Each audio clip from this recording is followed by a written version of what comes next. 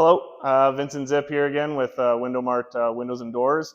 A question we quite often get is what's inside the doors. So I got a cross section here to show you. Now, a door has many different components. The outside jamb is made out of solid wood. The solid wood is heat molded with vinyl. So the vinyl will give it very good water resistance, so it's not going to rot or mold over time. The bottom piece here that you step on, that's called the sill. We do have a wood reinforced sill, so it's never going to sag or deform over time. We've got a multi-chambered sweep underneath the door for the weather stripping. And then you can see the door itself is filled with a high density foam. The high density foam is very good at insulating.